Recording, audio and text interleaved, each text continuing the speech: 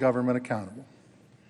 I fought to allow this trial to include documents and testimony from witnesses with firsthand knowledge and allegations against the President, regardless of whether they were incriminating or exculpatory, so that the Senate could make its decision based on the best information available. Unfortunately, my Republican colleagues and the administration blocked this information, robbing the American people of their legitimate right to hold their elected officials accountable. Based on the evidence that was available to me at this trial, I believe President Trump abused his power by withholding military aid from an ally for personal political gain, and that he obstructed legitimate oversight by a co-equal branch of government. It is a sad day for this country and for all Americans who believe that no one, not even the President of the United States, is above the law. So how did I get to this point? Well, just a little over 2 weeks ago, we came into this chamber and we started hearing testimony. That testimony resulted in these 2 notebooks full of notes, because quite frankly, the House managers laid out a compelling case. The defense made their arguments, but the case of the House was incredibly compelling. And impeachment is a solemn time. It's not something we should be taking without the deepest and most serious consideration. I compare it to a vote to send our people to war. But in this particular case, there was very little transparency, and none, if the President would have had it his way, of information coming to this body during this trial. This, in fact, is the shortest impeachment trial of a president ever. And if we're going to have information to make good decisions, and I've always said if you have good information, you can make good decisions, the President really needed to open up and cooperate just a little bit. This is the first time ever that we've had a trial with no witnesses and no documents, a trial in the Senate. No information from the executive branch.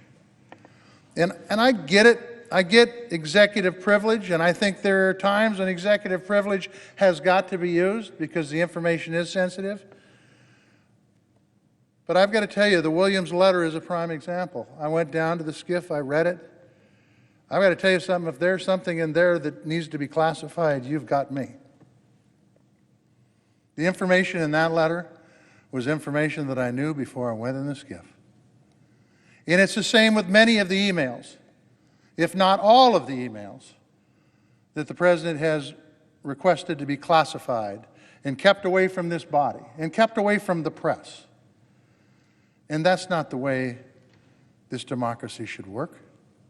It should be open.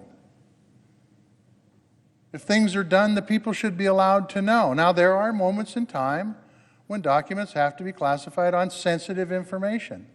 But I am here to tell you I've seen none of that. And I think many of the FOIA requests that have been brought forth shows heavily redacted email messages, and when we find out what's really in them, there was no need for that redaction. So when it comes to the obstruction of Congress, the Article 2 impeachment, I don't think there's any doubt that the President obstructed our ability, the Senate of the United States, to do its job as a co-equal branch to make sure that the executive branch is being honest and forthright. Now let's talk about the abuse of power.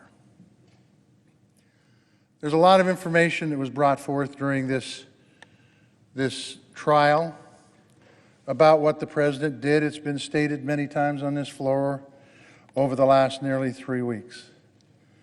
The fact of the matter is there is little doubt that the President withheld aid to an ally for the purpose of creating a position where they had to do an investigation if they were going to get that money, or at least announce that investigation, on a United States citizen who happened to be a political foe to corrupt our next election. There's no doubt about that. Many of the folks who are not going to vote for impeachment have already said that the President has wrongdoing, but it's not an impeachable offense. And I am here to tell you, if anybody in this country, especially the President of the United States, corrupts an election, and that's not an impeachable offense for the President of the United States, I don't know what is. Fair elections are a foundational issue for this country. And to corrupt our elections is something that we need to hold people accountable of if they've done it. And I will tell you that the prosecution proved that point beyond the shadow of a doubt. I would also say that if you take a look at the episodes that happened before we got to this point, that have actually nothing to do with the impeachment, but it does have something to do with the point that the defense said about folks have been calling for impeachment since this president got in office. I offer you this. Freedom of speech is something that is very important to this country. And I can tell you that when the president first got into office and he got in a fight with the Prime Minister of Australia and the Prime Minister of Sweden, and got in a fight with the Prime Minister of the best friend the United States has in Canada, I was critical of the president. When the president pushed back on NATO, it embraced every dictator in the world, from Putin to Erdogan to Xi to Kim Jong-un. Yes, I was critical of the president. When the president pulled troops out of northern Syria and left our allies, the Kurds, on the field alone, I was critical of the president. And when the president did his trade wars that put American farmers, family farmers, and Main Street businesses at risk of closure, I was critical of the president. And we should be. That had nothing to do with the impeachment, but it absolutely has everything to do with our freedom of speech. And tomorrow I should say, we're going to vote on whether to convict or acquit the president on taking taxpayer dollars and withholding it to an ally who's at war with an adversary for his own personal and political good. And we're going to vote on whether to convict the president of withholding information from the entire executive branch, and the only ones that testified were those patriotic Americans that defied his order. And we're going to vote whether he obstructed Congress. This is a no-brainer. He absolutely, unequivocally is guilty of both Article 1 and Article 2 of the impeachment. So the question is this. If it goes as predicted tomorrow, and the president gets acquitted, where do we go from here?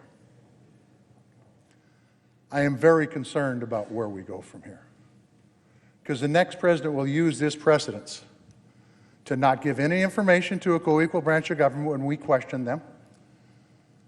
The next president will use this as, geez, if it's good for me in my election, it's good for the country, as Dershowitz said.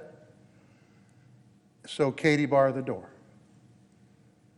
And as Chairman Schiff said yesterday, if you think this president's going to stop doing these actions, you're living on a different planet than I'm living on. This will empower him to do anything he wants.